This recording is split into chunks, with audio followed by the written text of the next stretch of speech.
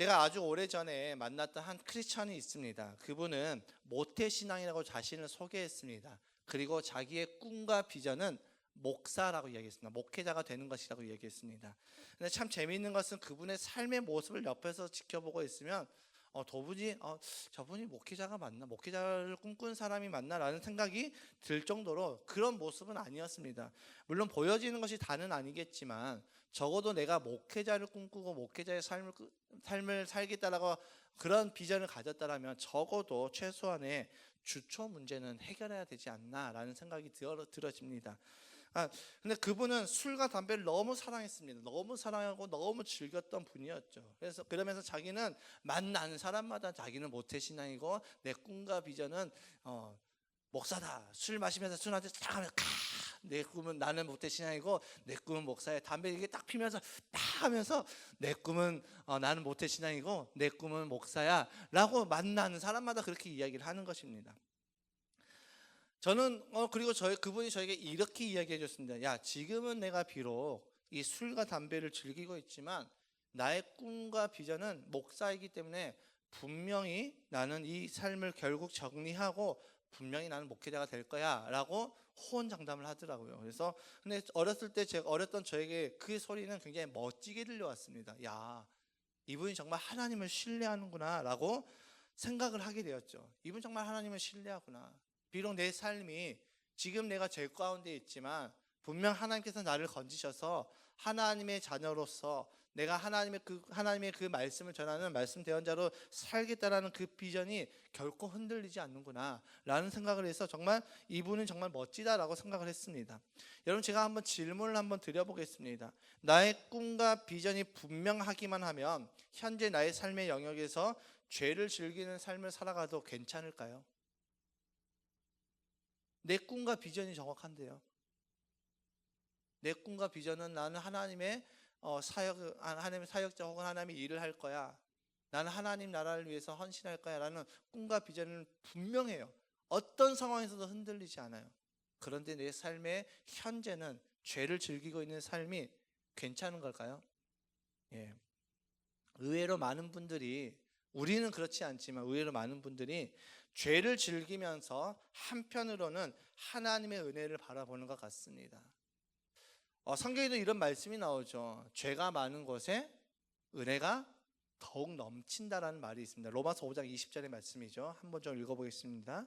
로마서 20장 말씀 시작. 율법은 범죄를 증가시키려고 끼어 들어온 것입니다. 그러나 죄가 많은 곳에 은혜가 더욱 넘치게 되었습니다. 여러분, 이 말씀을 보면 앞서 저에게 이야기해 줬던 그분, 내가 지금은 술과 담배를 마시고 있지만 나는 분명히 하나님의 사역자가 될 거야, 목회자가 될 거야 라고 했던 그분의 이야기가 맞는 것 같습니다. 내 꿈과 비전만 분명하면 지금은 내가 연약하니까 어쩔 수 없이 죄를 지어도 죄에 찌들어 살고 있지만 결국 나는 하나님의 은혜로 꿈과 비전을 이룰 것이라는 그 생각을 마치 이 말씀이 뒷받침해 주는 말씀처럼 보여집니다. 그런데 이 말씀은 그런 뜻이 아니었죠. 사도 바울이 그런 의도로 이 말씀을 한 것이 아니었습니다. 이 말씀은 뒤에 나오는 로마서 6장 1절과 2절의 말씀을 함께 봐야 되는데 1절과 2절의 말씀을 좀 살펴보겠습니다. 시작. 그러면 우리가 무엇이라고 말을 해야 하겠습니까? 은혜를 더하게 하려고 여전히 죄 가운데 머물러 있어야 하겠습니까? 그럴 수 없습니다. 우리는 죄에는 죽은 사람인데 어떻게 죄 가운데서 그대로 살 수 있겠습니까? 아멘. 무슨 말입니까? 죄가 많은 곳에 은혜가 넘치는 것은 맞습니다. 죄가 많은 곳에 은혜가 넘친다는 말은 분명하게 맞는데, 그런데 이 말씀은 우리가 은혜를 넘치게 받으려고 죄 가운데 머무를 수 없다라는 것을 의미하고 있죠. 왜냐하면 우리는 죄에 대해서 죽은 존재이기 때문이죠. 나는 예수님과 함께 예수님께서 나를 죄에 대해서 죽은 존재로 만드셨기 때문에 이제는 더 이상 내가 죄 가운데 머물러 있을 수 없다라고 이야기하고 있습니다. 사도 바울은 이런 태도는 올바른 믿음의 태도가 아니라고 이야기하고 있습니다. 그러니까 내가 은혜를 넘치게 받으려고 계속해서 죄를 지어요. 오늘도 죄를 짓고 내일도 죄를 짓고 내가 그러다 보면 하나님의 은혜가 넘치게 나에게 흐르겠지라는 그런 태도는 올바른 믿음의 태도가 아니라고 분명하게 선언하고 있는 것이죠. 그리고 무엇보다도 하나님께서는 내가 죄 가운데 있을 때, 죄를 누리고 죄에 찌들어 살고 있을 때 우리를 어떻게 하시냐면 우리를 가만 내버려 두십니다. 굉장히 무서운 말씀이죠. 내가 죄를 갈망하고 죄를 사랑하고 죄를 향해서 달려가고 있는 우리를 향해서 하나님은 가만히 내버려 두십니다. 로마서 1장 28절의 말씀이죠. 1장 28절의 말씀 함께 읽겠습니다. 시작. 사람들이 하나님을 인정하기를 싫어하므로 하나님께서는 사람들을 타락한 마음자리에 내버려 두셔서 해서는 안 될 일을 하도록 놓아두셨습니다 라고 말씀하고 있습니다. 그러니까 하나님께서는 어떻습니까? 죄에 대해서는 굉장히 단호하십니다. 죄와 타협하지 않습니다. 어떤 상황에서도 죄를 허용해 주지 않죠. 너 연약하니까 괜찮아, 죄 지어도 괜찮아 라고 말씀하시지 않습니다. 그래서 하나님을 인정하지 않고 죄를 누리고 있는 자들에게 하나님의 은혜가 임하지 않게 되어지는 거죠. 그렇다면 로마서 5장 20절에서 말씀하고 있는 죄가 많은 곳에 은혜가 넘친다는 말의 의미는 무엇입니까? 이 말의 의미는 무엇이냐면 내가 죄인임을 깨닫고 하나님의 그 심판을 받을 죄인임을, 내 존재를 직면하게 되었을 때 그런 나를 용서해 주신 크신 하나님의 은혜를 깨닫게 되어진다는 것이죠. 나에게 부어주신 은혜가 이렇게 큰 은혜였구나. 내가 심판받아야지 마땅할 존재인데 내 존재 자체는 하나님의 심판으로 저주를 받고 죽어야 될 존재인데 하나님께서 그런 나를 살리시기 위해서 크신 은혜를 부어주시는 것, 내가 죄인임을 깨달을 때 그 은혜가 나에게 크게 더하여 진다는 것이죠. 여러분, 우리는 죄 가운데 있을 때, 내가 죄를 누리고 있을 때, 죄를 행하고 있을 때 내 모습을 보게 되어지면 하나님의 은혜를 갈망하지 않습니다. 여러분이 죄를 지을 때 한번 생각해 보십시오. 죄로 넘어질 때 나를 한번 생각해 보십시오. 하나님의 은혜가 기억나지 않습니다. 그 죄에만 몰두하고 있습니다. 왜냐하면 그 죄가 너무 좋기 때문이죠. 여러분, 죄를 짓는 이유가 무엇일까요? 죄를 짓는 이유는 죄를 사랑해서입니다. 죄가 좋아서죠. 여러분, 죄가 만약에 정말 보기에 불결해요. 가면 막 똥냄새 나고 막 시궁창 냄새가 나요. 그러면 죄를 짓겠습니까? 그렇지 않죠. 죄는 정말 죄가 나쁘다는 것은 우리는 너무나도 잘 알고 있는데 그 죄가 우리에게 주는 그 생각들은, 그 감정들은 자꾸 따뜻하고 좋고 편안한 그런 감정들을 준다는 것이죠. 왜냐하면 우리 존재 자체가 죄인이기 때문이죠. 그런데 그런 내가 그 죄를 인식하고 내가 하나님으로부터 심판받아야 될 그 죄인임을 깨닫게 될 때 비로소 크신 하나님의 은혜가 보이고 그 은혜가 깨달아지게 되어진 것이죠. 로마서 5장 20절은 이 말씀을 하고 있는 것입니다. 이것이 바로 죄가 많은 곳에 은혜가 더욱 넘친다는 말씀이죠. 이런 영적인 원리를 가장 선명하게 보여주는 사건이 오늘 본문에 나오는데, 오늘 본문은 우리가 너무나도 잘 알고 있는 탕자 이야기죠. 돌아온 탕자 이야기. 근데 우리가 이 탕자 이야기 하면은 많은 사람들이 어떤 걸 생각하냐면 배고파서 돌아온 탕자를 하나님 아버지가 받아주셨다라는 관점에 우리는 집중하고 있습니다. 근데 이 탕자 이야기에서 놓치고 있는 관점이 뭐냐면 이 탕자가 떠나가 있는 동안에 그 아버지가 보이시는 그 태도에 대해서는 우리가 많이 놓치고 있습니다. 아버지의 단호함을 놓치고 있다는 것이죠. 여러분, 둘째 아들이 자신이 받을 유산을 다 달라고 아버지에게 요구했습니다. 그러면 적어도 그 가산의 한 절반 정도는 떼어줘야 되겠죠. 그렇게 다 떼어주고 그 아들이 허랑방탕한 삶을 살 동안에 아버지의 가세가 전혀 타격이 없었음을 우리는 볼 수가 있습니다. 다 떼어줬음에도 불구하고 여전히 든든했고 여전히 굳건했습니다. 가세가 흔들리지 않았죠. 그 정도의 재력이라면 아버지는 분명히 마음만 먹으면 둘째 아들이 어디에 있는지 알 수 있는 상황이었죠. 그런데 우리가 본문을 보게 되어지면 둘째 아들이 아버지의 유산을 받아서 떠난 후에 아버지가 둘째 아들을 찾기 위해서 애를 썼다는 내용이 전혀 언급되어지지 않습니다. 심지어 그가 쫄딱 망해서 배가 고파서 돼지 쥐염 열매를 돼지 쥐염 열매조차 먹을 수 없어서 굶고 있을 때도 아버지는 그 아들을 찾으러 가지 않았다는 것이죠. 아버지는 아들이 돌이키기 전까지는 굉장히 단호한 모습으로 보이고 있습니다. 로마서에서 죄를 갈망하고 죄를 탐닉하고 사랑한 자들을 하나님께서 그대로 내버려 두셨다는 그 말씀과 같이 본문에서 나온 아버지, 탕자의 아버지 또한 아들이 돌이키기 전까지는 단호하게 지켜만 보고 있음을 우리는 볼 수가 있다는 것이죠. 여러분, 우리는 가끔 하나님의 은혜를 너무나도 남발할 때가 있습니다. 서두에 제가 말씀을 드렸던 것처럼 내가 여전히 술과 담배를 못 끊어요. 그게 너무 좋아요. 술, 담배가 너무 좋아서 하나님을 알고는 있고 내가 하나님을 위해서 내가 헌신하겠다는 꿈을 꾸고 있지만 술, 담배가 좋아서 술, 담배를 끊지 못하는 그런 상태일 때, 그런 상황일지라도 분명히 하나님께서 나를 돌이켜서 술, 담배를 끊게 만드시고 분명히 하나님께서 나를 돌이켜서 하나님의 사역, 하나님의 말씀을 전하는 목회자로 세울 거라고 생각한다는 것이죠. 우리는 하나님의 은혜를 너무나도 남발해서 내가 비록 지금은 죄 가운데 있지만 하나님께서 하나님의 때에 나를 분명히 돌이키실 것이야 라는 그런 믿음을 갖고 있다는 것입니다. 그런데 사실 그것은 믿음이 아니라 요행이죠. 그것은 믿음이 아닙니다. 많은 분들이 내 마음의 원함을 따라서 살기를 원하면서 하나님의 간섭하심을 싫어합니다. 많은 분들이 내 마음의 원함을 따라 살면서 하나님께서 나에게 무엇인가를 요구하시거나 헌신을 요구하시는 것, 섬김을 요구하시는 것을 싫어한다는 것이죠. 내 삶은 내가 마음대로 살고 싶고 또 하나님께로부터 복도 받고 싶어하는 그런 모습이 있다는 것입니다. 그렇게 내가 내 마음의 원함을 따라서 살다가 내가 힘들고 어려워지면 그때 하나님께서 짠 하고 나타나서 내 힘들고 어려운 사정을 다 해결해주고 나를 세워주기를 원하신다는 것이죠. 여러분, 이것은 믿음이 아니라 이기적인 우리의 사심이죠. 우리의 이기적인 우리의 죄성이라는 것입니다. 이런 것은 믿음이라고 말할 수가 없습니다.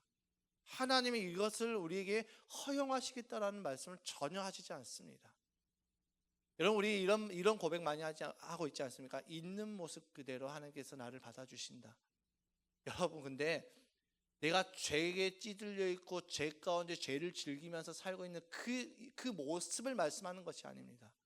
그렇게 살아가다가 정신 차리고 나 이렇게 살아갈 수는 없는데, 내가 하나님께 받은 은혜가 이런 은혜가 아니었는데 라고 생각하고 돌이켰을 때 내 모습, 내 상태가 정말 죄에 찌들어져 있었고 내가 정말 시궁창처럼 더럽혀져 있지만 내가 하나님 앞에 돌이켰을 때 주님께서 그 모습을 받으시는 거지, 내가 죄 가운데 죄를 즐기고 있을 때 하나님께서 내 모습을 있는 모습 그대로 받으시지 않습니다.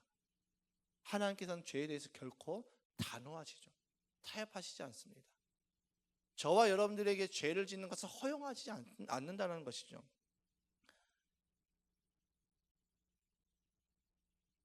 여러분, 그런데 우리는 자꾸 어떻습니까? 나에게 상황과 환경만 주어지면 우리는 언제든지 내 원함을 따라 살고 싶어하고 내 원함을 선택하게 되어진다는 것이죠.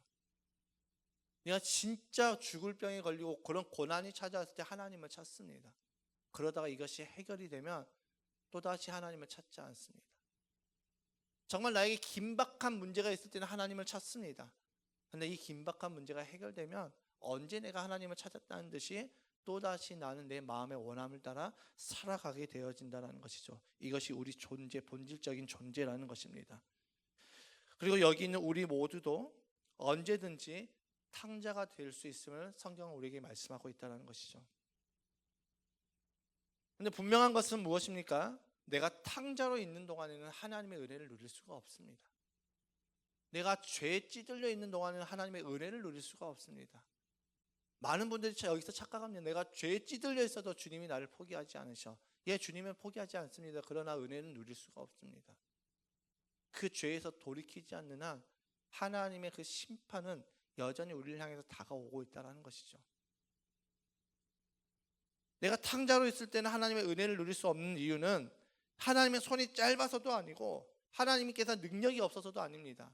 죄와 타협하지 않으시는 하나님의 성품 때문이죠. 하나님의 속성 때문입니다. 언제 우리가 하나님의 은혜를 누릴 수 있습니까? 내가 죄인임을 깨닫고 하나님께로 돌이킬 때입니다.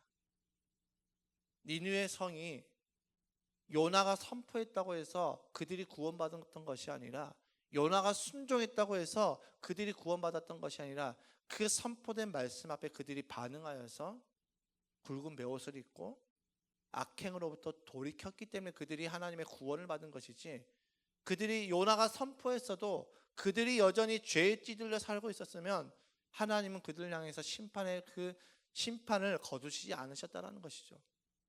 여러분, 우리는 자꾸 착각합니다. 난 하나님의 은혜로 구원받았기 때문에 난 내 마음대로 살아도, 아니요. 내 마음대로 살면 우리는 죽습니다. 가만 놔두면 우리는 죽는 존재라는 것이죠. 가만 놔두면 우리는 죽을 수밖에 없는 존재입니다. 그래서 주님께서 우리에게 율법, 하나님의 말씀을 주셔서 그 말씀에 자꾸 우리를 비춰보게 하시는 것이죠. 그런데 우리는 어떻습니까? 그 하나님의 말씀이 자꾸 찔려요. 부담스러워요. 그러니까 그 하나님의 말씀을 자꾸 외면해요. 그 말씀이 나를 살리는 것인데, 나를 살리는 말씀이 자꾸 나에게 거스르니까, 내 마음의 원함과 자꾸 부딪히니까 그 말씀을 따라가지 아니하고 내 마음의 원함을 선택하고 있는 탕자의 모습이 바로 우리의 모습이라는 것이죠. 우리가 돌이키기 전까지는 하나님께서는 단호하십니다. 본문에서 탕자는 배가 고파서 돌아간 것처럼 보여지지만 사실 그는 배가 고파서 돌아갔던 것이 아닙니다. 그는 배가 고파서 돌아갔던 것이 아니죠. 여러분, 고난이 유익이라는 말을 우리는 너무나도 잘 사용하고 있습니다. 고난이 유익이야. 내가 고난이 왔을 때 정말 하나님을 더 찾게 되어지는 그런 유익이 있어라고 이야기하는데, 여러분, 고난 때문에 하나님을 더욱 의지한다는 말이 적용이 되려면 우리에게 선제되어야 될 것이 있는데, 그것이 뭐냐면 17절의 말씀에 분명하게 나오고 있습니다. 17절의 말씀 함께 읽어보겠습니다. 시작. 그제서야 그는 제정신이 들어서 이렇게 말하였다. 내 아버지의 그 많은 품꾼들에게는 먹을 것이 남아 도는데 나는 여기서 굶어 죽는구나. 여러분, 굶주림에 지쳐 있었던 그에게 문득 생각난 것이 있었습니다. 그것이 무엇이었냐면 아버지의 집에 있었던 그 품꾼들의 사정이 생각났던 것이죠. 그들은 먹을 것이 넘쳐났는데, 남아 돌았는데 나는 여기서 굶어 죽는구나. 이것이 무엇을 의미합니까? 그가 배가 고파서 돌아갔던 것이 아니라 그가 돌아갈 수 있었던 돌아갈 수 있었던 이유는 무엇이냐면, 그가 아버지의 집에서 누렸던 풍성한 은혜를 기억했기 때문에 그는 돌아갈 수가 있었던 것이죠. 많은 분들이 놓치고 있는 것이 무엇이냐면, 내가 언젠가는 돌이키겠지, 내가 지금이라도 언젠가는 돌이키겠지라고 생각을 하는데, 돌이키려면, 내가 돌아서려면 하나님의 은혜를 먼저 알아야 됩니다. 내가 받았던 그 하나님의 은혜를 알아야지 돌이킬 수 있는 그 지점이 생각나는 것이죠. 어디로 돌이킬 것입니까? 내가 죄인인 것을 깨달았어요. 근데 내가 어디로 돌이켜야 되겠습니까? 내가 받았던 그 은혜를 기억해야지 내가 돌이킬 수 있는 그 지점이 생각난다는 것이죠. 제가 어릴 때는 많은 학생들이 집을 나갔습니다. 가출을 했습니다. 지금도 많이 하고 있죠. 제가 중학교 때 제 짝꿍도 가출을 했습니다. 가출해서 한 달간 학교를 나오지 않더라고요. 한 달 만에 학교를 나와서 제가 그 친구에게 물어봤습니다. 야, 가출해서 학교 안 나오니까 어땠어? 좋았어? 라고 질문했습니다. 저도 학교 나가는 걸 별로 좋아하지 않았기 때문에 제가 그렇게 질문하니까 저는 그 친구가 당연히 야, 진짜 최고였어, 너도 한번 해봐 라고 할 줄 알았는데, 그 친구가 저에게 이렇게 대답해 줬습니다. 야, 집 나가면 개고생이란 말을 내가 직접 체험했어 라는 말을 하더라고요.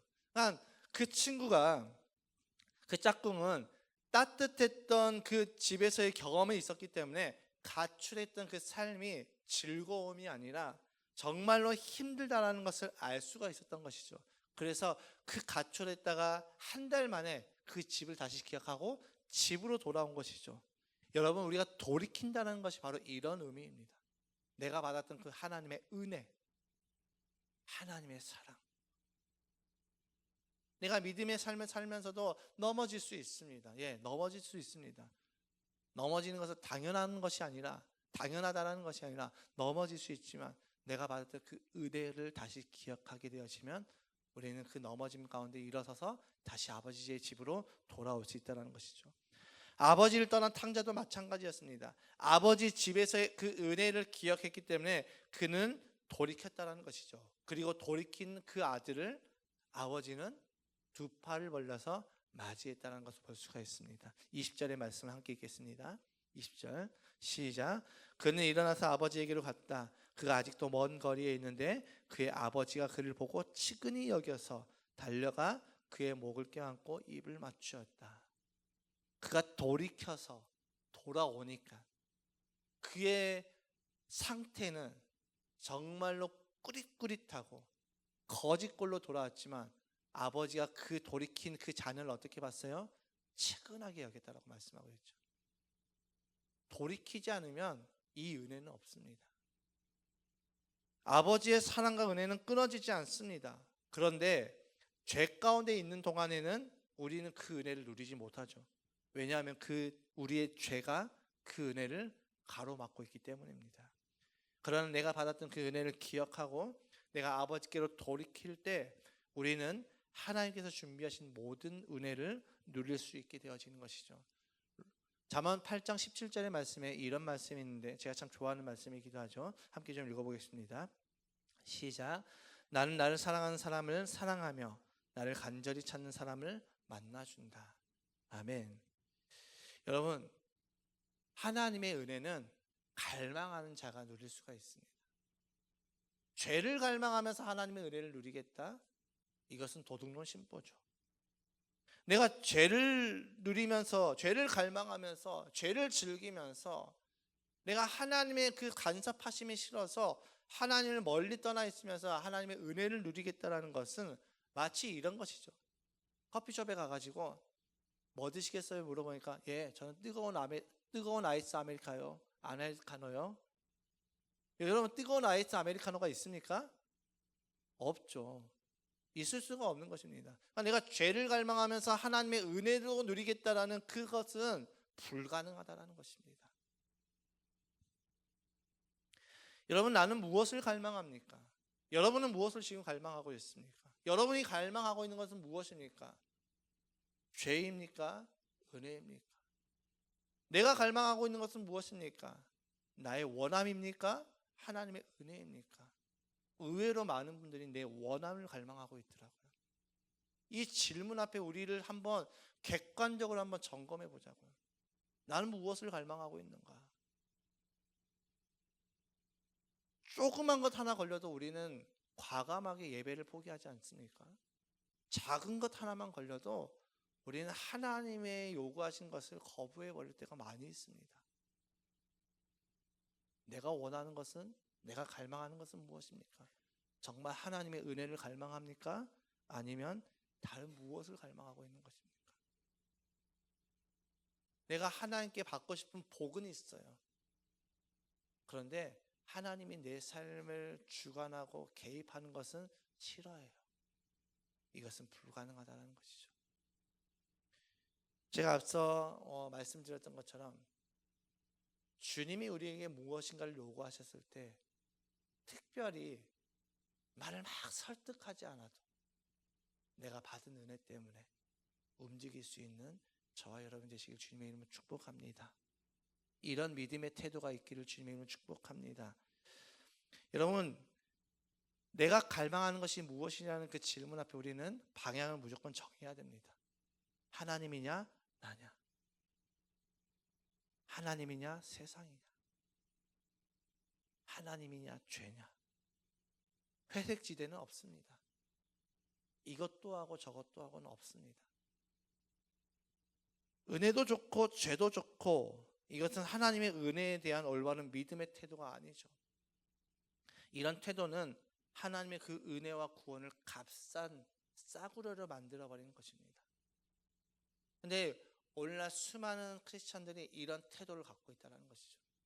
하나님의 은혜를 누리고 싶고 하나님의 복을 누리고 싶어요. 그러니까 예수 그리스도 그 자체에 관심이 있는 것이 아니라 그냥 예수님께서 주실 그 무언가, 내가 순종하면 이렇게 해주시겠지, 내가 예배 나오면 이렇게 해주시겠지.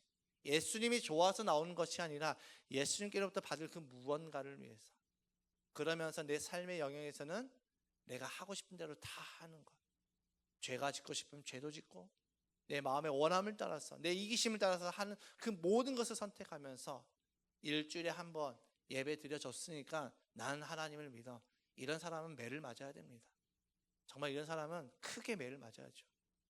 이것은 믿음이 아닙니다. 이것은 요행인 것이죠. 여러분, 우리에게 당연한 것은 없습니다. 우리 찬송 늘 고백하고 있지 않습니까? 모든 것이 은혜였다. 내 삶에 당연하게 여긴 그 모든 것이 은혜였다라고 우리는 고백합니다. 여러분, 우리에게 당연한 것은 없습니다. 주님이 우리를 구원하시기 위해서 당시에는 가장 귀한 것을 대가 지불했죠. 이것은 당연한 것이 아니었습니다. 하나님의 크신 은혜였다라는 것이죠. 그 이유는 무엇이냐면 하나님께서 우리를 구원하시고자 하는 그 갈망이 너무나도 컸기 때문이죠. 우리를 포기할 수 없었어요. 우리를 가만 내버려 두실 수 없었어요. 가만 내버려 두면 우리는 멸망하니까, 자멸하니까 하나님 우리를 가만 내버려 두실 수 없었어요. 그래서 하나님께서는 가장 귀한 것을 포기하시면서까지 우리를 구원하셨다는 것입니다. 이 하나님의 은혜를 누리고자 한다면 우리에게서도 대가 지불을 해야 되지 않겠습니까? 나도 대가 지불을 해야죠. 이것은 행위가 아닙니다. 뭘 해라는 것이 아닙니다. 그 은혜에 반응하라는 것이죠.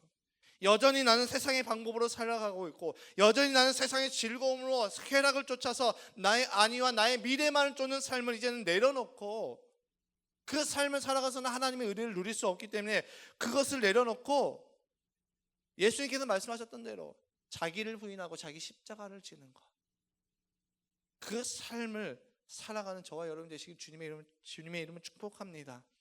내가 져야 될 십자가는 무엇입니까? 주님이 나를 구원하시기 위해서, 저와 여러분을 구원하시기 위해서 십자가를 지셨다면 나 역시 기꺼이 주님을 위해서 십자가를 지어야 합니다. 내 삶에 끊임없이 일어나는 이기적인 나의 원함, 이기적인 나의 사심, 은혜가 아닌 죄를 더 갈망하고, 기도가 밥 먹여준대요, 예배가 밥 먹여준대요, 말씀 보면 뭐 된대요, 내가 더 열심히 노력해서 내 인생 내가 개척해야죠. 이런 나의 사심을 매일 십자가 앞에 못을 박아야 된다는 것이죠. 여러분, 우리는 어떤 존재냐면 가만히 있으면 죄를 갈망하고 죄를 사랑하는 존재입니다. 그래서 늘 말씀과 기도가 우리를 지켜줘야 된다는 것이죠. 우리 삶 가운데, 내 삶은, 내 일주일의 삶 가운데 말씀과 기도가 나를 얼마나 지키고 있습니까? 나는 하나님의 말씀 앞에 얼마나 노출되어 있고, 나는 하나님께 얼마나 무릎을 꿇고 있습니까? 이것이 내 믿음의 현 주소라는 것이죠. 나는 가만히 있으면 죄를 갈망하고 죄를 사랑하는 존재임을 알고, 이것을 깨달을 때 비로소 우리는 주님의 은혜를 갈망하게 되어진다는 것이죠. 여러분, 이것을 깨달을 때 비로소 정말 로마서 5장 20절의 말씀처럼 죄가 많은 곳에 은혜가 넘친다는 그 말씀이 실제가 되는 것입니다. 말씀으로만 들었던 그 말씀이 아니라 실제가 되어지는 것. 아, 내가 심판받을 죄인이었구나, 죽을 죄인이었구나, 나 이렇게 살아갈 수 없구나, 그래서 나에게 주님이 필요하구나, 그래서 주님 앞에 무릎을 꿇을 때 그 은혜가 나에게 넘친다라는 것이죠. 여러분, 주님은 나를 살리기 위해서 십자가를 지셨습니다. 주님께서 지신 그 십자가의 그 은혜를 기억하고 그 은혜를 갈망하여 주님께로 돌이키는 저와 여러분 되시길 주님의 이름으로 축복합니다.